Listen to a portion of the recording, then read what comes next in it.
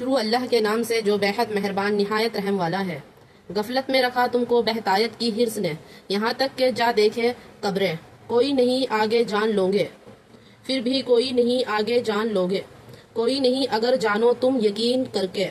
بے شک تم کو دیکھنا ہے دوزخ، پھر دیکھنا ہے اس کو یقین کی آنکھ سے، پھر پوچھیں گے تم سے اس دن آرام کی حقیقت۔ دنیاوی سامان پر فخر کرنا تم کو آخرت سے غافل کیے رکھتا ہے، یہاں تک کہ تم قبرستان میں پہنچ جاتے ہو یعنی مر جاتے ہو۔ ہرگز نہیں، یعنی دنیاوی سامان قابل فخر ہے اور نہ آخرت قابل غفلت۔ تم کو بہت جلد قبر میں جاتے ہی یعنی مرتے ہی معلوم ہو جائے گا، پھر دوبارہ تم کو متنبہ کیا جاتا ہے۔ ہرگز یہ چیزیں قابل فخر اور توجہ کے اور آخرت قابل غفلت اور انکار کے نہیں، تم کو بہت جلد قبر سے نکلتے ہی یعنی حشر میں معلوم ہو جائے گا۔ ہرگز یہ چیزیں قابل فخر و توجہ کے اور آخرت قابل غفلت اور انکار کے نہیں، اور اگر تم یقینی طور پر جان لیتے یعنی دلائل صحیح میں غور و توجہ سے کام لیتے اور اس کا یقین آ جاتا تو کبھی اس سامان پر فخر اور آخرت سے غفلت میں نہ پڑتے۔ واللہ تم لوگ ضرور دوزخ کو دیکھو گے، پھر مقرر تاکید کے لیے کہا جاتا ہے واللہ تم لوگ ضرور اس کو ایسا دیکھو گے جو خود یقین ہے، کیونکہ یہ دیکھنا استدلال اور دلائل کی راہ سے نہیں ہوگا جس سے یقین حاصل ہونے میں کبھی دیر بھی لگتی ہے، بلکہ یہ آنکھوں کا مشاہدہ ہوگا۔ خلاصہ یہ ہے کہ اپنی آنکھوں دیکھ لینے کو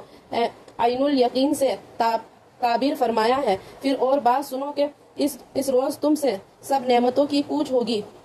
کہ اللہ کی دی ہوئی نعمتوں کا حق ایمان اور اطاعت کے ساتھ بجا لائے یا نہیں۔ الہاکم التکاثر، کثرت کے ساتھ مال و دولت جمع کرنا۔ اور حضرت ابن عباس رضی اللہ عنہ کی ایک روایت میں ہے کہ رسول اللہ صلی اللہ علیہ وسلم نے الہاکم تکاثر پڑھ کر فرمایا کہ اس سے مراد یہ ہے کہ مال کو ناجائز طریقوں سے حاصل کیا جائے اور مال پر جو فرائض اللہ کے عائد ہوتے ہیں ان میں خرچ نہ کرے۔ حتیٰ زرتم المقابر، یہاں زیارت مقابر سے مراد مر کر قبر میں پہنچنا ہے۔ خود رسول اللہ صلی اللہ علیہ وسلم نے حتیٰ زرتم المقابر کی تفسیر میں فرمایا یاتکم الموت، اس لیے مطلب آیت کا یہ ہوگا کہ تم لوگوں کو مال و دولت کی بہتات یا مال و اولاد اور قبیلہ و نسب پر تکافر غفلت میں ڈالے رہتی ہے، اپنے انجام اور آخرت کے حساب کی کوئی فکر نہیں کرتے، یہاں تک کہ اسی حالت میں تمہیں موت آ جاتی ہے، اللہم حفظنا منہ، اور وہاں عذاب میں پکڑے جاتے ہو۔ یہ خطاب بظاہر عام انسانوں کو ہے جو مال و اولاد کی محبت یا دوسروں پر اپنی برتری اور تکافر میں ایسے مست رہتے ہیں کہ اپنے انجام کو سوچنے کی فکر توجہ ہی نہیں ہوتی۔ حضرت عبداللہ بن سیخیر رضی اللہ عنہ فرماتے ہیں کہ میں ایک روز آن حضرت صلی اللہ علیہ وسلم کی خدمت میں پہنچا تو آپ الہاکم التکاثر پڑھ رہے تھے اور فرما رہے تھے کہ آدمی کہتا ہے کہ میرا مال، حالانکہ اس میں تیرا حصہ تو اتنا ہی ہے جس کو تو نے کھا کر فنا کر دیا یا پہن کر بوسیدہ کر دیا یا صدقہ دے کر اپنے آگے بھیج دیا، اور اس کے سوا جو کچھ ہے وہ تیرے ہاتھ سے جانے والا ہے، تو اس کو لوگوں کے لیے چھوڑنے والا ہے۔ امام بخاری نے حضرت انس رضی اللہ عنہ سے روایت کیا ہے کہ رسول اللہ صلی اللہ علیہ وسلم نے فرمایا اگر آدم زادے کے لیے ایک وادی دامنے کو سونے سے بھری ہوئی موجود ہو تو وہ اس پر قناعت نہیں کرے گا، بلکہ چاہے گا کہ ایسی 2 وادیاں ہو جائیں، اور اس کے منہ کو تو قبر کی مٹی کے سوا کوئی چیز بھر ہی نہیں سکتی، اور اللہ تعالیٰ توبہ قبول کرتا ہے اس شخص کی جو اس کی طرف رجوع ہو۔ الہاکم التکاثر، یعنی تم کو قیامت کے حساب کتاب کا یقین ہوتا تو تم اس تکاثر اور تغافل میں نہ پڑتے۔ ثم لترونها عین الیقین، اوپر خلاصہ تفسیر سے معلوم ہو چکا ہے کہ عین الیقین سے مراد وہ یقین ہے جو کہ کسی چیز کے مشاہدے کے بعد حاصل ہوتا ہے، اور یہ سب سے اعلیٰ درجہ یقین کا ہے۔ حضرت ابن عباس رضی اللہ عنہ نے فرمایا کہ حضرت موسیٰ علیہ السلام جب کوہ طور پر تشریف رکھتے تھے اور ان کے پیچھے ان کی قوم نے گوسالہ پرستی شروع کر دی تو اللہ تعالیٰ نے ان کو وہی کوہ طور پر خبر کر دی تھی کہ تمہاری قوم اس وبال میں مبتلا ہو گئی ہے، مگر موسیٰ علیہ السلام پر اس خبر سے اتنا اثر نہیں ہوا جتنا اس وقت ہوا جب واپس پہنچ کر انہوں نے بنی اسرائیل کو گوسالہ پرستش آنکھوں سے دیکھی۔ اس کا اثر یہ ہوا کہ بے اختیار ہو کر الواح توریت ہاتھ سے چھوڑ دی ثم لتسألن یومئذ عن النعیم، یعنی تم سب سے قیامت کے روز اللہ کی دی ہوئی نعمتوں کے متعلق باز پرس ہوگی کہ تم نے اس کا شکر کیا ادا کیا اور ان کو گناہوں میں تو خرچ نہیں کیا۔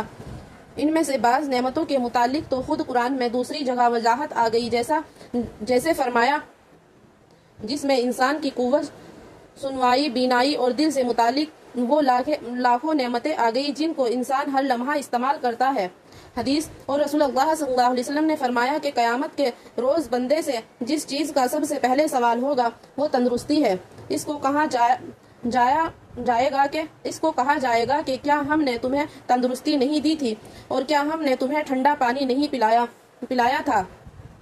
قیامت کے دن جو ہم سے سب سے پہلے سوال ہوگا وہ کس چیز کا ہوگا کہ اس شخص سے اس بندے سے پوچھا جائے گا کہ کیا ہم نے تمہیں تندرستی نہیں دی تھی، کیا ہم نے تمہیں ٹھنڈا پانی نہیں پلایا تھا نا۔ سب سے پہلے ہم سے ہماری تندرستی کے بارے میں پوچھا جائے گا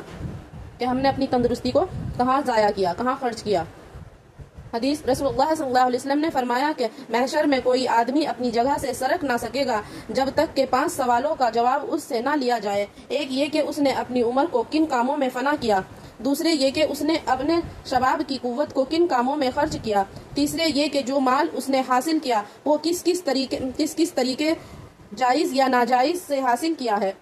چوتھے یہ کہ اس مال کو کہاں کہاں خرچ کیا، پانچویں یہ کہ جو علم اللہ نے اس کو دیا تھا اس پر کتنا عمل کیا۔ اور امام تفسیر مجاہد نے فرمایا کہ قیامت میں یہ سوال دنیا کی ہر لذت کے متعلق ہوگا، خواہ اس کا تعلق کھانے پینے سے ہو یا لباس اور مکان سے یا بیوی اور اولاد سے یا حکومت و عزت سے۔ سورہ تکاثر کی خاص فضیلت۔